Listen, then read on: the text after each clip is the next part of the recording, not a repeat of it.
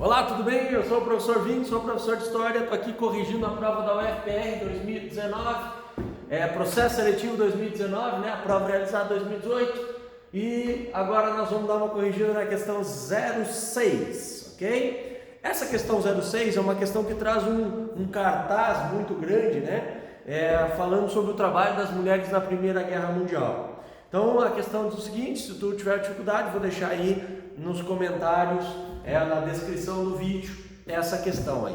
Considere o cartaz produzido durante a Primeira Guerra Mundial, lançado em 1918 nos Estados Unidos pela Associação Cristã de Moças. No cartaz está escrito: para cada soldado, uma mulher trabalhadora. Apoie nossa segunda linha de defesa. Campanha para o trabalho unido da guerra.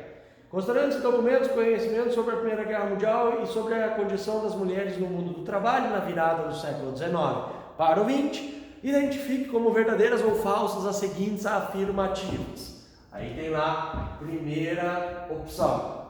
A Primeira Guerra Mundial foi marcado por uso limitado de propaganda. Limitado. Temos alguma limitação de propaganda, assim? O Estado, sei lá, proibindo que se faça, os Estados Unidos proibindo, limitando propaganda? Não, é o contrário disso, é uma propaganda ilimitada, ou seja, é o uso ilimitado de propaganda dirigindo-se a setores específicos da sociedade em guerra para mobilizar o seu apoio. É a primeira vez que se faz isso. É a primeira vez que você pensa sobre esse aspecto da questão da propaganda, certo? Então, o que vai estar errado aí é a questão do limitado. Depois, na segunda, o que nos diz a segunda? Diz o seguinte: após o término da guerra, as mulheres que ocuparam os postos de trabalho foram incentivadas a deixá-los para que retomassem seus papéis de mãe e de esposa. Então, a primeira F, né? Falso. E essa segunda ela é uma alternativa verdadeira. Por que é verdadeira? Porque nós ainda vivemos uma sociedade patriarcal. Então, os homens muito sarcásticos, eles vão se valer do trabalho das mulheres, vai se ter o que a gente chama de esforço de guerra, porque obviamente o objetivo era vencer militarmente outro país, até que eles terminam a guerra. Depois eles tentam dizer para as mulheres: tá bom, mulheres, obrigado, mas agora voltem para a sua função natural, que é lavar prato, que é lavar roupa, que é cuidar das crianças. Claro que isso não vai ter o efeito que eles vão desejar, porque nem todas as mulheres vão retornar assim, como ovelhinhas, sei lá, para fazer o trabalho doméstico. Uma boa parcela sim. Mas esse fato das mulheres terem ido ao mercado de trabalho e descoberto que a partir dali elas podem ter a sua liberdade, sua independência financeira, foi irreversível. Infelizmente, diga-se de passagem, a partir daí as mulheres vão ao mercado de trabalho e aí elas não saem mais. Então, segunda verdadeira também. Aí vem a terceira, que nos fala o seguinte: o cartaz demonstra uma realidade vivida pelos Estados Unidos, enquanto os demais países da Tríplice Entente não incentivaram o trabalho feminino. Os demais, está falando basicamente de todos os países da Tríplice Entente. Então vamos entender o que é Tríplice Entente. O nome Entente vem em francês, Tríplice Entente. Por quê? Porque nós vamos ter Entente cordial, um acordo feito entre dois grandes inimigos históricos, Inglaterra e França. Inglaterra e França, tu vai lembrar lá, desde a Idade Média, eles provocaram guerras gigantescas, como por exemplo a Guerra dos 100 Anos, depois eles vão se envolver na Guerra dos 7 Anos, domínio do Canadá, que depois tem como consequência a independência dos Estados Unidos, depois eles vão estar envolvidos aí nas guerras da era napoleônica. Mas agora, milagrosamente, eles fazem um acordo. Qual é o acordo? O acordo chamado de Entente Cordial. Qual era o objetivo? Frear o desenvolvimento de um novo grande inimigo que surge no final do século XIX. Quem é? A Alemanha. Então, Inglaterra e França fazem parte da Tríplice Entente.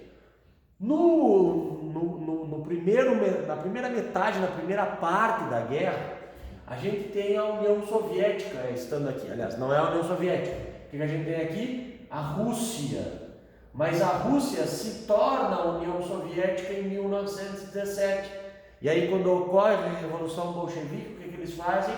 Eles saem da guerra. Eles abandonam a Tríplice Entente. E aí a gente tem no seu lugar a entrada dos Estados Unidos. Então, Inglaterra, França e Estados Unidos seriam esses países da Tríplice Entente.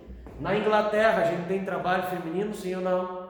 Sim, claro. Por quê? Porque a Inglaterra é um dos lugares, tu vai lembrar, de grande repercussão do movimento das sufragistas, as mulheres indo para as ruas, as mulheres se organizando. Então, ao contrário do que diz, né, os Estados Unidos, enquanto os demais países representantes não incentivaram, eles incentivaram porque isso é um esforço de guerra, vale tudo para vencer a guerra. Então, essa terceira vai estar falsa.